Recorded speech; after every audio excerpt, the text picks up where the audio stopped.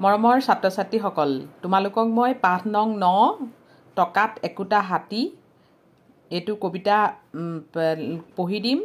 তোমালোকেও পঢ়িবা, স্পেলিংবিলাক ভালকৈ চাবা আৰু নিজে পঢ়ি লিখিবলৈ চেষ্টা কৰিবা। আৰু প্ৰশ্ন উত্তৰখিনিও মই দি দিম আৰু তোমালোকে লিখিবা, লিখি সেইখিনি মুখস্থ কৰিবা। এতিয়া চোৱা, এতিয়া এইটো পাঠটোৰ নাম কি? টকাত একোটা হাতী। অসমীয়া সাহিত্যত ধেমেলীয়া কবিতাই এক বিশেষ স্থান অধিকাৰ কৰি আছে। এই কবিতাবোৰে আমাৰ মনত আনন্দৰ খোৰাক যোগায়। শব্দৰ কৌশলী প্ৰয়োগে হাস্যৰস সৃষ্টি কৰি কবিতা ৰসাল কৰি তোলে। টকাত একোটা হাতী কবিতাটিৰ জৰিয়তে কবিয়ে পাক লগোৱা কথাৰে সৰু কাহিনী এটিক কেনেদৰে ৰসাল ৰূপ দিছে চাওঁ আহা।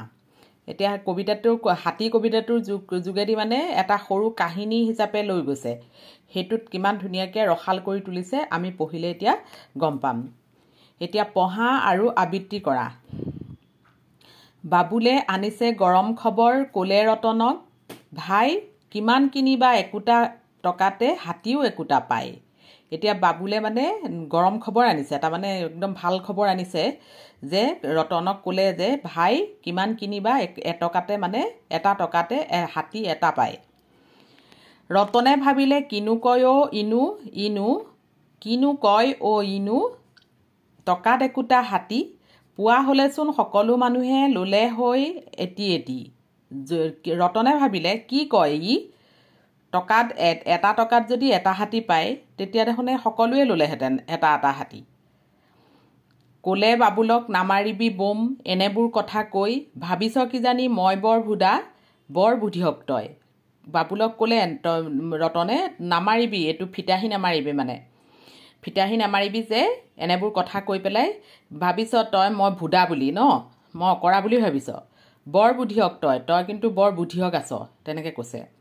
ৰতনৰ কথা শুনি বাবুলৰ আহিছিল উঠি খং, ক'লে যদি তই নকৰ বিশ্বাস মাৰোঁ বুলি মই বম। যদি মই তেতিয়া কি ৰতনৰ কথা শুনি পেলাই বাবুলৰ খং উঠি গৈছিলে। খং উঠি পেলাই ক'লে যে তই যদি বিশ্বাস নকৰ মাৰোঁ, মই যদি তেনেকৈ বম মাৰিছোঁ বা ফিতাহী মাৰিছোঁ বুলি ভাবিছ, বিশ্বাস নকৰ যদি চাবি বাৰু মই তোক আনি দেখুৱাম, তেনেকৈ কৈছে মানে। ব'ল তেনেহ'লে যাওঁ বজাৰলৈ, দেখুৱাই আনো ওলা, এই বুলি দুয়ো একেটা পাকতে পিন্ধি ল'লে পেণ্ট চোলা। তাৰমানে বজাৰলৈ যাওঁ ব'ল, দেখুৱাই আনোগৈ ব'ল, তই যদি বিশ্বাস নকৰ ব'ল। তেতিয়া দুইটা একেটা পাকতে পেণ্ট চোলা পিন্ধি ওলালে। আৰু কথা হ'ল দুয়োৰে মাজত মাৰিলে দুয়োৱে বাজি, যিজনে হাৰিব সিয়েই লাগিব খুৱাব বাদাম ভাজি। কথা দুইটাৰে মাজত বাজি লাগি আছে, মানে ইটোৱে সিটোৰ ওপৰত জেদ ধৰি পেলাই বাজি লাগি আছে। যিজনে হাৰিব সিয়ে বাদাম ভাজি খুৱাব লাগিব বুলি কৈছে। এই বুলি দুয়ো পালেগৈ বজাৰ, পূজাৰ বজাৰ ভৰা, দোকানে দোকানে উৰিছে বেলুন, লাখ লাখ হাতী ঘোঁৰা। এই বুলি বজাৰ পালেগৈ, বজাৰ পাই পেলাই পূজাৰ বজাৰে ভৰি আছে, তাত দোকানে দোকানে বেলুন উৰি আছে, হাতী ঘোঁৰাবিলাক ওলোমাই থৈছে, সেইবিলাক সজাই থৈছে, সেইবিলাক চাইছেগৈ। তাৰে এখনত কিনিলে বাবুলে এটকাৰে এটা হাতী, ৰতন বপুৰা ভেবা লাগি ৰ'ল কথাৰ পাকত ঘাটি।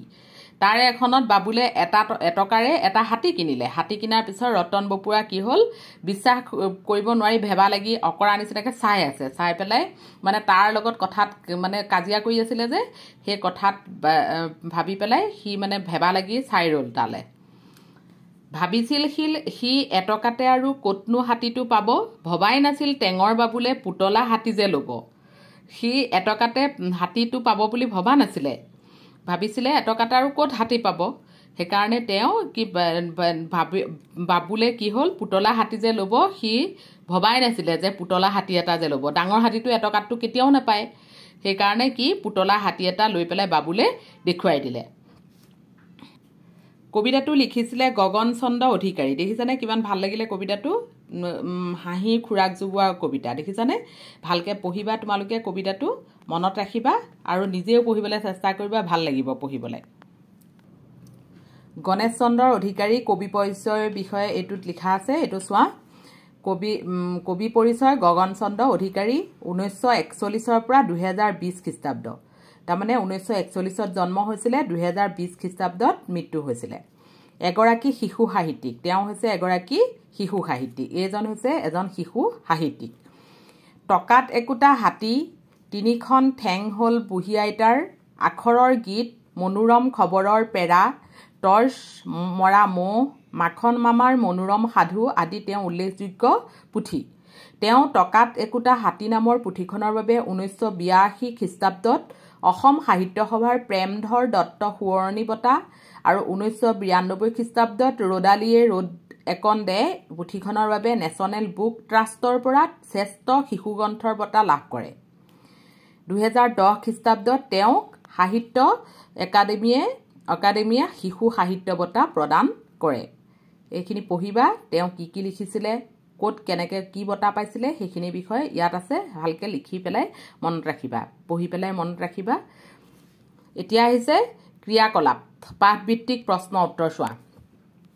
তলত দিয়া প্ৰশ্নসমূহৰ শুদ্ধ উত্তৰটো বাছি উলিয়াই সঠিক বৃত্তটো পূৰ কৰা কবিতাটিত কি বজাৰৰ কথা উল্লেখ আছে বিহু বজাৰ পূজাৰ বজাৰ দেওবৰীয়া বজাৰ বুধবৰীয়া বজাৰ পূজাৰ বজাৰ এই পূজাৰ বজাৰটো গোল কৰিব লাগিব খটো ভাবিছ কিজানি মই বৰ ভুদা বৰ বুদ্ধিয়ক তই কথাষাৰ কোনে কাক কৈছে এইটো কোনে কৈছে বাবুলে ৰতনক ৰতনে বাবুলক ৰতনে দোকানীক দোকানীয়ে বাবুলক এতিয়া বৰ বুদ্ধিয়ক তই কথাষাৰ কোনে কৈছিলে ৰতনে বাবুলক কৈছিলে হয়নে এতিয়া আহিছে চোৱা তলত দিয়া শব্দবোৰৰ অৰ্থ আঁচটানি মিলাও আহা এতিয়া শব্দকেইটা এফালে দিছে অৰ্থকেইটা এফালে দিছে এইকেইটা আঁচটানি মিলাবলৈ দিছে ভুদাৰ অৰ্থটো হৈছে ভূতা চুক নথকা নিৰ্বোধ বিশ্বাসৰ অৰ্থ হৈছে প্ৰত্যয় প্ৰতিয়ন বোমৰ অৰ্থ হৈছে বহাই কোৱা ফিতাহী মৰা বাজি অৰ্থ হৈছে পণ প্ৰতিজ্ঞা ভেবালাগ অৰ্থ হৈছে বিবুদ্ধি হোৱা এয়া হৈছে শব্দৰ অৰ্থ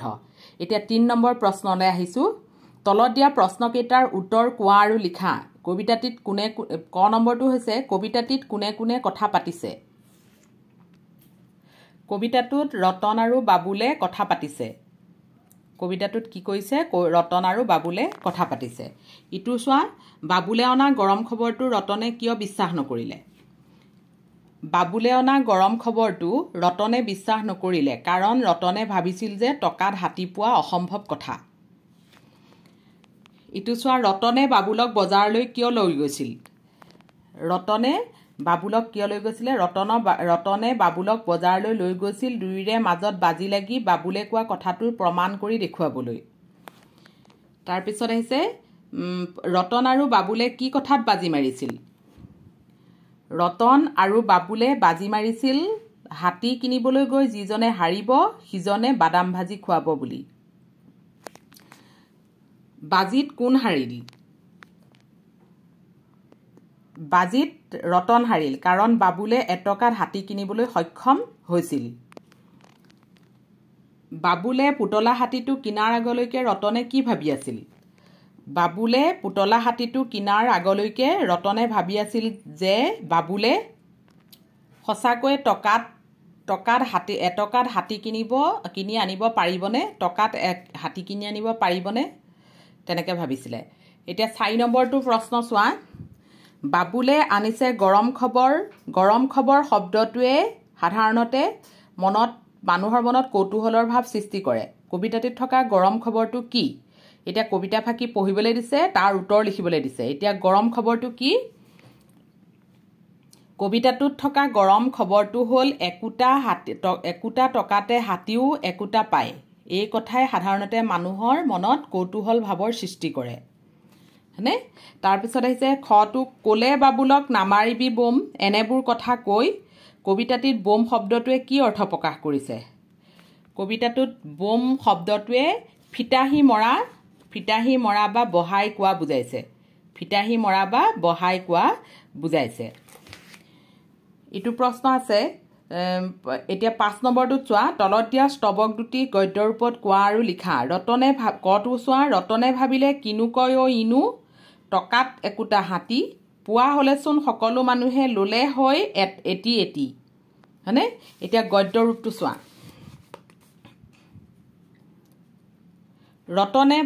গদ্যৰ ৰূপটো চোৱা ৰতনে ভাবিলে এইটো কেনেকুৱা কথা ক'লে যদি এটা টকাতেই হাতী পোৱা হ'লেচোন সকলো মানুহে সেই এটা হাতী ল'লেহেঁতেন খ নম্বৰটো চোৱা এতিয়া তাৰে এখনত কিনিলে বাবুলে এটকাৰে এটা হাতী ৰতন বপুৰা ভেবাৰ লাগি ৰ'ল কথাৰ পাকত ঘাটি ইয়াৰ উত্তৰটো চোৱা এতিয়া চোৱা গদ্যৰ ৰূপটো চোৱা বাবুলে এখন দোকানত এটকাৰে এটা হাতী কিনিলে এই কথা শুনি ৰতনে ভেবা লাগি বিশ্বাস কৰিব নোৱাৰি সন্দেহৰ ভাৱত থাকিল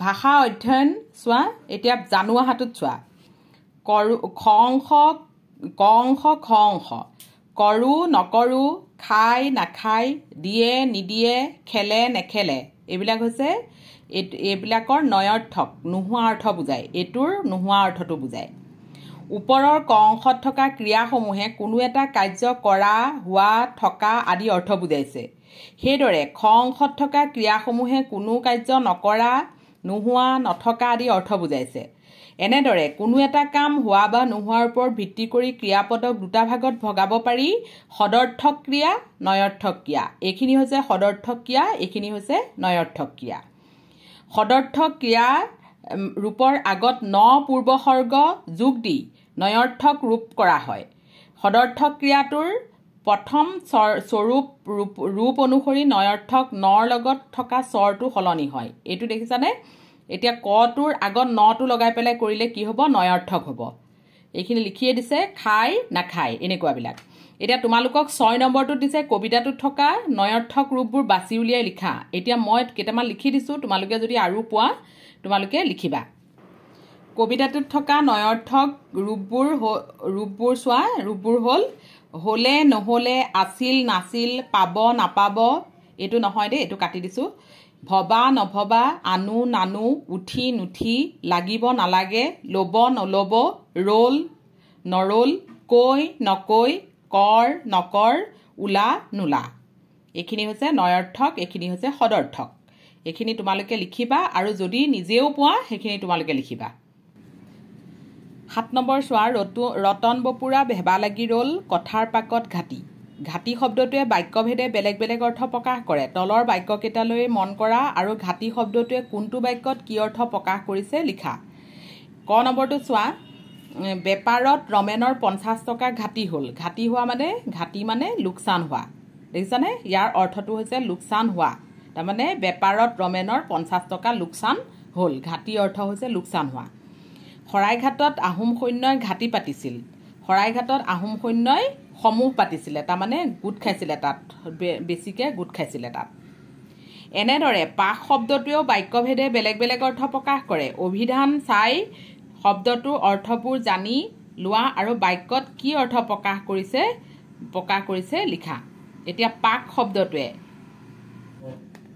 এতিয়া ইয়াত চোৱা এই বুলি দুয়ো একেটা পাকতে পাক শব্দটো ইয়াত এইটো প্ৰয়োগ কৰিছে দেখিছানে পিন্ধি ল'লে পেণ্ট চোলা এতিয়া পাকতে মানে পাক মানে তাৰমানে এটা কথা কওঁতেই মানে লৰালৰিকে সেইটো চোলাটো পিন্ধি লোৱা কথা কৈছে সেই পাক শব্দটোৱে এইটো অৰ্থ বুজাইছে ইয়াত কবিতাটোত আচলতে বাক্যভেদে বেলেগ বেলেগ হ'বও পাৰে এপাক ঘূৰি আহিছোঁ তাৰমানে এটা পাক তাৰমানে এটা ৰাউণ্ড ঘূৰি আহিছোঁ সেইটো কৈছে এতিয়া একেটা পাকতে কাপোৰ পিন্ধিলে বুলি কৈছে যে সেই একেটা পাকতে কাপোৰ পিন্ধা লৈ পেলাই কৈছে লৰালৈকে কাপোৰ পিন্ধা কথা লৈ পেলাই কৈছে 8 নম্বৰটো চোৱা বৰ্ডখনত থকা শব্দবোৰৰ বিপৰীত অৰ্থ বুজোৱা শব্দবোৰ মেঘৰ টুকুৰাবোৰৰ পৰা বিচাৰি উলিয়াই লিখা ইয়াত মই কৈ দিছোঁ তোমালোকে বহীত ভালকৈ টুকি পেলাবা এতিয়া চুকা অৰ্থটো কি হৈছে চুকা বিপৰীত অৰ্থ কি হ'ব বিপৰীতটো বুজাব হয়নে বিপৰীতটো বুজোৱাহে লিখিবলৈ দিছে চুকাৰ বিপৰীত হৈছে ভুদা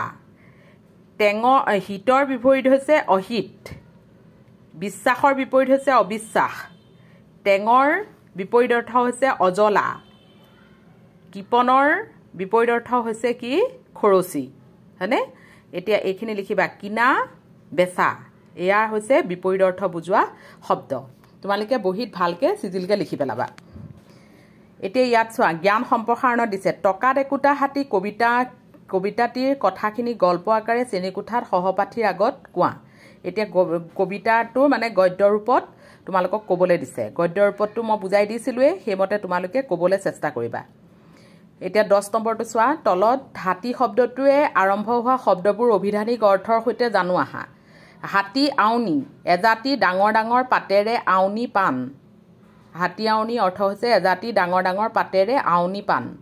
হাতী কপলীয়া মহাভাগ্যৱান ব্যক্তি। হাতী কেৰেলা বনৰীয়া কেৰেলা আৰু তাৰ লতা। হাতী খুজিয়া হাতীৰ খোজৰ আকৃতিৰ। হাতী খুতৰা এবিধ কাঁইটীয়া খুতৰা শাক। হাতী জোক পানীত থকা এবিধ ডাঙৰ জোক। হাতী পতি হাবিৰ মাজৰ হাতীয়ে চলাচল কৰা বাট, আকাশত ওলোৱা সৰু সৰু তৰাৰ শাৰী। হাতী পোক মাটিৰ ভিতৰত থকা এবিধ ডাঙৰ কিন্তু চুটি বগা ধৰণৰ পোক। হাতী ভেকুৰী ভেকুৰী গছ। হাতীমূৰীয়া দেখিবলৈ হাতীৰ মূৰটোৰ দৰে। হাতী লেটেকু এবিধ বৰ ডাঙৰ লতা। হাতী সুৰীয়া হাতীৰ সুৰৰ নিচিনা এবিধ বন ঔষধি। একেদৰে বাঘ শব্দটোৱে আৰম্ভ হোৱা শব্দবোৰৰ অৰ্থৰ অভিধানত চোৱা আৰু লিখা। এতিয়া বাঘৰো তেনেকুৱা শব্দ কিছুমান আছে, তোমালোকক সময় পালে মই দি দিম সেইখিনি। এতিয়া মাত্ৰ তোমালোকে হাতীৰ ওপৰত লিখা আছে নহয়, হাতীখিনি তোমালোকে কৰিবা, এইখিনি ভালকৈ মনত ৰাখিবা। তলত দিয়া কবিতাটি পঢ়া আৰু টকাত একোটা হাতী কবিতাটোৰ লগত ভাৱৰ কি মিল আছে কোৱা। বাং বিং কটীয়া ককাৰ হাতত আছে মাথোন দুটিহে কল। মহা মস্কিল নাতি দুটিৰে খাওঁতা তিনিটি হ'ল। দাড়ি মোহাৰি ককাই এটি বঢ়িয়া উপায় পালে। নাতি দুটিৰ হাতত তুলি কল একোটিকে দিলে। ককাই ক'লে সোণহঁত মোৰ কল একোটিকৈ খাবি, যদিহে বুঢ়ালৈ মৰম আছে আধা দুখৰকৈ দিবি। আধা দুখৰ তাৰমানে ককাক দিবলৈ কৈছে। অচিন মোমাইদেউ কবি অচিন মোমাইদেউ। টকাত একোটা হাতী কবিতাটিৰ তলত দিয়া নাট্যৰূপটো অভিনয় কৰোঁ আহা। এইটো অভিনয় কৰিবলৈ কৈছে, তোমালোকে এইখিনি নিজে পঢ়ি অভিনয় কৰিবলৈ চেষ্টা কৰিবা। ক্লাছৰুমৰ গোটেইখিনি লগ খাই সেইখিনি অভিনয় কৰিবলৈ চেষ্টা কৰিবা। হাতীৰ বিষয়ে 10টা বাক্য লিখা। 10টা বাক্য তোমালোকে পাৰিবা, সেইখিনি লিখিবা নিজে। সাঁথৰ ভাঙো আহা। এইটো সাঁথৰটো কি হয় চোৱা। কলগছ হেন ঠেং তাৰ, টকৌ পাতৰ দৰে কাণ, আছে দুটা দীঘল দাঁত, বাপুৰ জানানে কি নাম? ঐৰাৱত। ঐৰাৱত বুলি কয়, হাতীটোক ঐৰাৱত বুলি নকয় জানো, হাতী। বুজি পালা? এইটোৰ এটা সংলাপ ক'বলৈ কৈছে। কি কৈছে তাই তাক কি কৈছে, তাৰ এই হাতীটোৰ পৰাই, হাতী কবিতাটোৰ পৰাই, একোটা হাতী কবিতাটোৰ পৰাই তোমালোকে একোটা সংলাপ উলিয়াব পাৰা। আজিলৈ সামৰিছোঁ। তোমালোকে এইখিনি ভালকৈ লিখিবা, লিখি পেলাই মনত ৰাখিবা। স্পেলিংবিলাক ভালকৈ চাবা, কবিতাটো ভালকৈ পঢ়ি মনত ৰাখিবা আৰু কবিতাটোৰ নাট্যৰূপ হিচাপে কৰিবলৈ চেষ্টা কৰিবা নিজৰ নিজৰ ক্লাছৰুমত। আৰু কিবা অসুবিধা পালে মোক সুধিবা। তোমালোকৰ ক্লাছৰ শিক্ষকসকলকো সুধিব পাৰা। আৰু যদি ইয়াতো মোৰ কিবা অসুবিধা পোৱা বা কিবা এটা ভুল বুজি পোৱা নাই, তেতিয়া তোমালোকে মোক সুধিব পাৰা। হ'ব, আজিলৈ সামৰিছোঁ দিয়া।